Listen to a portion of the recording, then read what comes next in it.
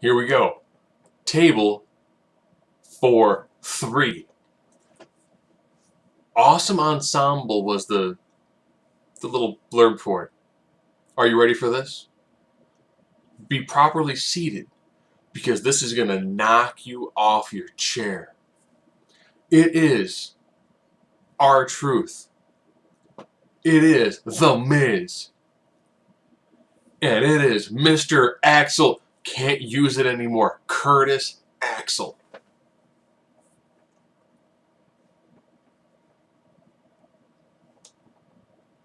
Okay. Miz R-Truth made sense. Awesome Truth was fantastic. They main evented against, are you ready for this? John Cena and The Rock. Miz, former main eventer of WrestleMania. Yes, take that super long list of legends who have never main evented WrestleMania. And when his partner was R-Truth, man, Awesome Truth was ridiculous. And they talk about Awesome Truth. And Miz is like, remember I was like, dude, I can totally rap some of this stuff. And I do these raps, and I'm rapping in front of you, and you're like, well, how is it? It's good. And Jonathan's in the back, truth, tell him the truth. It's horrible. And I was like, man, I miss Awesome Truth. It's a phenomenal tag team. And then they go from you from that to Little Jimmy. Miz is like, how did you get an imaginary friend over? Seriously, how did you get an imaginary friend over with the WWE Universe? How did you do that? And he was like, might as well do this ad. And I was like, what do you think, Little Jimmy? And that was it. It's like at house shows. Epico and Primo would attack Little Jimmy. And the crowd like, what? They're hitting a little kid. Miz talked about Mizdow. He was like, the idea was, I wasn't going to wrestle, I had a stunt double. I'm like, did it for one match, crowd did it for a week. So next thing you know, I'm wrestling. My son's on the outside of the ring. He's like, no, this wasn't the point. The point was he was supposed to do the bumps for me. I was supposed to sit on the outside. And he's getting over. I'm in the ring, and Mizdow's getting over. How do you do that? And it was great. And they talked about, doing tag matches and taking on the Axel Mania and Mizdow. They're like, man, I loved it. It was so over the top. Miz, super hard mark for wrestling. Had some great stories about his dad.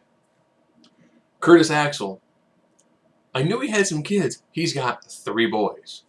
Brock, Blade, and Haas.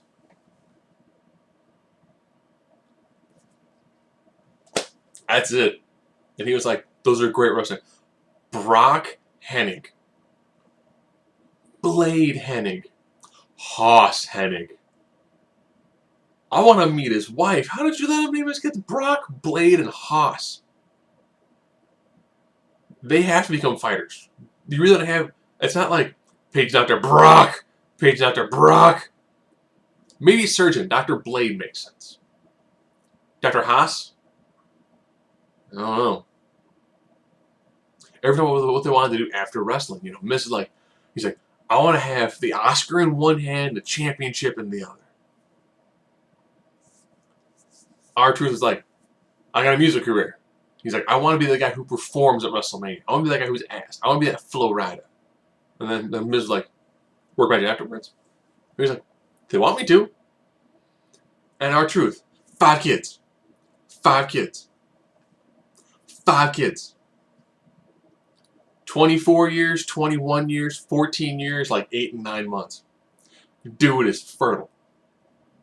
That's a lot of kids. Curtis had talked about, he got the least amount in this one. They always seem to have 2 guys that pair really well, and the guy who's not, for a long time it was 3 guys, or 3 people that all made sense. Like the Divas one was fantastic because they picked like 3 different eras. And they all like each other's work. I actually felt kind of like the odd man out, except for the fact that he was able to produce photos of K-Quick versus Mr. Perfect. And it was interesting hearing him talk about growing up Mr. Perfect's son. He was like, you dated Mr. Perfect? Yeah. So he had that really interesting, like, I grew up in the business. Where Miz was a huge fan who scratched and clawed to get his way into it. So it's an interesting one. And This one is hilarious. Not like New Day hilarious, because brothers riding unicorns, but a very, very well done table for three.